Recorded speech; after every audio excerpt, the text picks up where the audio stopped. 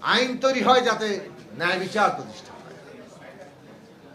কাজেই ন্যায় বিচার ছাড়া এই যে রাষ্ট্র যে আমরা বল প্রয়োগ করতে পারে, রাষ্ট্র যে ক্ষমতার একটা কেন্দ্রীভবন ঘটায়, আমরাই তো সেটা অনুমোদন দিয়েছি, নাগরিকরাই তো এই অনুমোদন দেয়। কিন্তু কেন দেয়? কিসের ভিত্তিতে রাষ্ট্র এই ক্ষমতার কেন্দ্রীভবন ঘটাতে পারে? রাষ্ট্রের হাতে একচেটিয়া ক্ষমতা দেওয়া হয়েছে, কারণ রাষ্ট্র ন্যায় বিচার দেবে সেটা, এবং সেই ন্যায় বিচার দিতে হলে তাকে আইনের উপর দাঁড়াতে হবে, এবং সেই আইন জনগণের পক্ষে, সমষ্টির পক্ষে আইন হতে হবে। আইন যদি এমন হয় যে ব্যক্তিকে স্বেচ্ছাচারী করে ফেলছে, তাহলে সেই আইন ন্যায় বিচার দিতে পারবে না। আর যে আইন ন্যায় বিচার দিতে পারে না, রাষ্ট্র সেই রকম আইনের উপর যদি দাঁড়িয়ে থাকে, সেই রাষ্ট্র আর ভায়াবল থাকে না, তার অস্তিত্ব হুমকির মধ্যে পড়ে। আমাদের ৭২ সাল থেকে এই ক্ষমতা কাঠামো যেভাবে দাঁড়িয়েছে, তাতে সমস্ত ক্ষমতা এমনভাবে কেন্দ্রীভূত হয়েছে এবং এমন আইনের দ্বারা হয়েছে যে আইনগুলো জনগণকে ক্ষমতায়িত করার বদলে ব্যক্তি, শাসক তাদেরকে ক্ষমতায়িত করেছে। তারা স্বেচ্ছাচারী হয়েছেন নানাভাবে, এবং সেই স্বেচ্ছাচারিতার চূড়ান্ত পরিণতি শেখ হাসিনা আমাদের দেখিয়ে দিয়ে গেছেন কিভাবে সমস্ত রাষ্ট্রকে পকেটের মধ্যে ঢুকিয়ে ফেলতে হয়, প্রতিটি প্রতিষ্ঠানকে পকেটের মধ্যে ঢুকিয়ে ফেলতে হয়। সেটা প্রধান বিচারপতি থেকে শুরু করে, সেনাবাহিনী থেকে শুরু করে, পুলিশ থেকে শুরু করে, আমলাতন্ত্র, এগুলো তো কোনো বিষয়ই না তাদের কাছে। কাজে এই যে সমস্ত কিছুর উপরে নিয়ন্ত্রণ প্রতিষ্ঠা করা, সমস্ত কিছুকে পকেটের মধ্যে ঢুকিয়ে ফেলা, এইটা তারা তৈরি করেছেন এবং তাদের ইচ্ছে অনুযায়ী দেশ চালিয়েছে। যারা তাদের বিরোধী তাদেরকে নির্মূল করেছেন, বিভাজনের রাজনীতি খেলা খেলেছেন, ঘৃণা, ট্যাগিং, নানাভাবে নির্মূলের রাজনীতি করেছেন। বিরোধী দল দমন কিভাবে করতে হয়, কত কৌশলে করতে হয়, সেটা গুম, খুন কিংবা সাবোটাজ, তার বিভিন্ন রকম উদাহরণ তারা আমাদের এখানে তৈরি করেছেন। কত নিকৃষ্ট বিভৎস উপায়ে গুম খুন হয়েছে বিএনপি সহ এখানকার বিরোধী দলীয় রাজনৈতিক কর্মীরা, নাগরিকদের বিভিন্ন অংশের মানুষেরা, সাধারণ মানুষেরা, কারণ তারা ভয় উৎপাদন করতে চেয়েছিল। এমন অনেক মানুষ গুম হয়েছেন, মনে হয়েছে যে এই মানুষটাকে কেন গুম করা হলো, এত গুরুত্বপূর্ণ তো সে নয়, এত ক্ষমতাধর তো সে নয়। তাকে গুম করা হয়েছিল যাতে সবার মধ্যে ভয় ছড়িয়ে পড়ে, সাধারণ মানুষ ভয়ে কুঁকড়ে যায়, এই ফ্যাসিবাদকে উপড়ে ফেলবে, তাকে উৎখাত করবে, এইরকম কোনো সাহস যাতে সে দেখাতে না পারে। সুতরাং ভয়ের রাজত্ব তারা কায়েম করেছিল। তারা মামলার পর মামলা দিয়েছিল যাতে বিরোধী দল ঘুরতে থাকে কোর্টের বারান্দায় এবং তারা আন্দোলনের মধ্যে যেতে ভয় পায়। তারা স্যাবোটাজ করেছিল, যেটা নুরুল হক নুরও এখানে বললেন। ২৮শে অক্টোবর ২০২৩ সাল আমরা সবাই রাস্তায়, কিভাবে একটা শান্তিপূর্ণ সমাবেশের মতো ওখানে স্যাবোটাজ করা হলো। তারপরে প্রধান বিচারপতির বাড়ির গেটের মধ্যে লোককে ঢুকিয়ে দেওয়া হলো। তারপরে ওই যে পুলিশ হাসপাতাল, পুলিশ মারা, বিভিন্নভাবে স্যাবোটাজ সৃষ্টি করে তারপর সন্ধ্যা থেকে শুরু হলো টেলিভিশনগুলোতে তার বয়ান। এই বয়ান দিয়ে রাতের বেলা ক্র্যাকডাউন, এই যে পুরো প্লটটা তারা রেডি করে রেখেছিল। তো সেইখানে এই নানান কায়দায় যে আসলে ক্ষমতার কেন্দ্রীভবন, ন্যূনতম জবাবদিহি না থাকা, যে কোনোভাবে হোক মানুষের উপরে অন্যায়, হত্যা, খুন সবকিছু চাপিয়ে দেওয়া, এইটা রাষ্ট্রকে মানে তার অস্তিত্বকে হুমকির মধ্যে ফেলে। ফলে শেখ হাসিনার রাষ্ট্র কিন্তু ভেঙে পড়েছে, জনগণ তাকে উৎখাত করেছে, কারণ এটা আপনি বেশি দিন চালাতে পারবেন না। আমরা বারবার বলেছি অভ্যুত্থান আসন্ন, তারা আমাদের দিকে হেসেছিলেন যে এরা গণ অভ্যুত্থানের স্বপ্ন দেখে, গণ অভ্যুত্থান শেখ হাসিনার বিরুদ্ধে হবে না। কিন্তু আমরা প্রতিদিন বলেছি গণ অভ্যুত্থান আসন্ন এবং এই রাষ্ট্র টিকবে না, এই রাষ্ট্র টেকার ক্ষমতা নাই। এখন বিচার বিষয়টি এই কারণে আমাদের নতুন যাত্রার জন্য অত্যন্ত গুরুত্বপূর্ণ। কিন্তু বিচার কেমন? সিলেক্টিভ বিচার, ন্যায় বিচার নয়। আমরা এখন যদি দেখি যে আমাদের নতুন যাত্রার মধ্যে সিলেক্টিভ বিচার হচ্ছে, তাহলে আমরা আবার একই পাকে, একই আবর্তে ঘুরপাক খেতে থাকবো।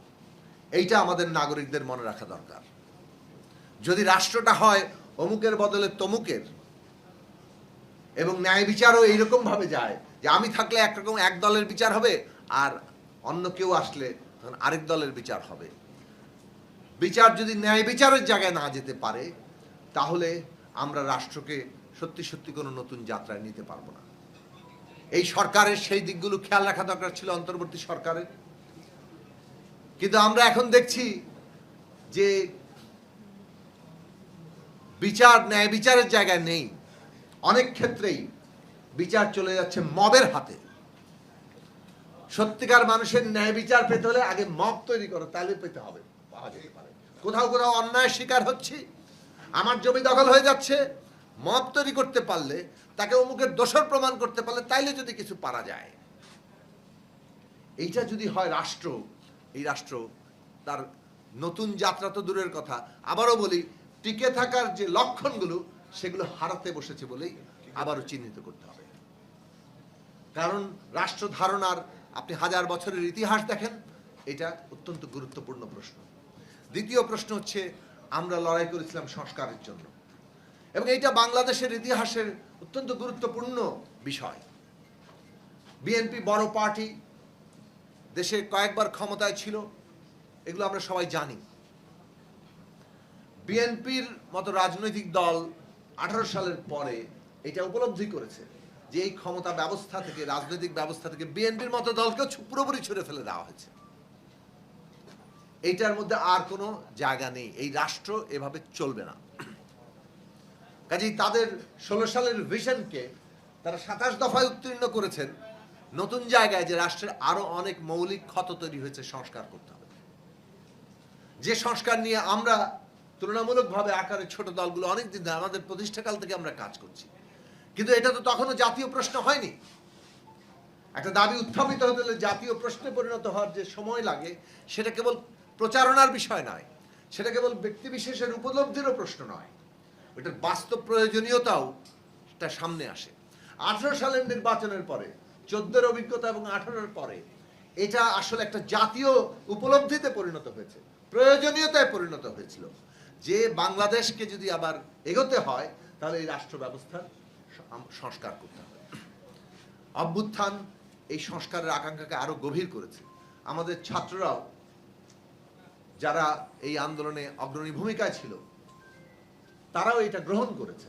ফলে সব দিক থেকে আমাদের কাছে মনে হয়েছে যে একটা নতুন জাতীয় উপলব্ধি তৈরি হয়েছে। কিন্তু এই দুঃখজনক ব্যাপার দাঁড়ালো যে অভ্যুত্থানের পরে সংস্কারের আকাঙ্ক্ষা তৈরি হয়েছে, কিন্তু যখন নির্বাচনের প্রসঙ্গ বলা হলো, তখন অনেকেই নির্বাচন আর সংস্কারকে একটা মুখোমুখি দাঁড় করিয়ে দিতে চাইলেন।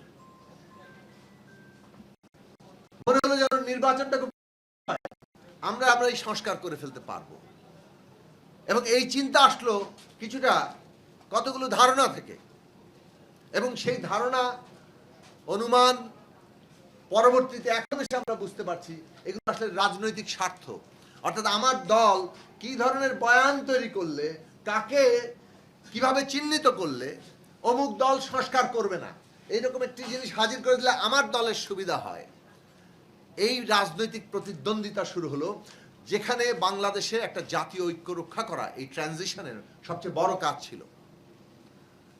জাতীয় ঐক্য ছাড়া এই ট্রানজিশন করতে পারবে না। সবাই জানে পতিত ফ্যাসিস্টরা সাবোটাজ করতে চাইছে, পতিত ফ্যাসিস্টরা অভ্যুত্থানকে ধ্বংস করতে চাইবে, এটা সবারই জানা আছে।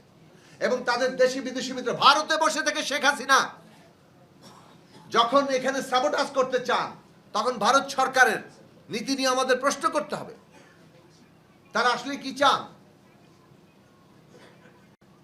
কাজে এইটা খুবই স্বাভাবিক তো, এবং এটার বিরুদ্ধে আমরা আন্দোলনকারী শক্তিসমূহ, যারা নতুন ভাবে পুরো রাষ্ট্রের পুনর্গঠন করতে চাইছি, মেরামত করতে চাইছি, সংস্কার করতে চাইছি, রূপান্তর করতে চাইছি, নতুন বন্দোবস্ত প্রতিষ্ঠা করতে চাইছি, তাদেরকে তো ঐক্যবদ্ধ থাকতে হবে। ন্যূনতম জাতীয় ঐক্যের মধ্য দিয়ে আমাদের এই সংস্কার প্রক্রিয়াটা এগোতে হবে। আমাদের রাজনৈতিক প্রতিদ্বন্দ্বিতা থাকবে, কিন্তু রাজনৈতিক প্রতিদ্বন্দ্বিতাকে নিজের দলীয় ক্ষমতা প্রতিষ্ঠা করার জন্য এমন ভাবে নির্বাচন এবং সংস্কারকে মুখোমুখি দাঁড় করানো হলো যাতে করে দলীয় ফায়দা হয়।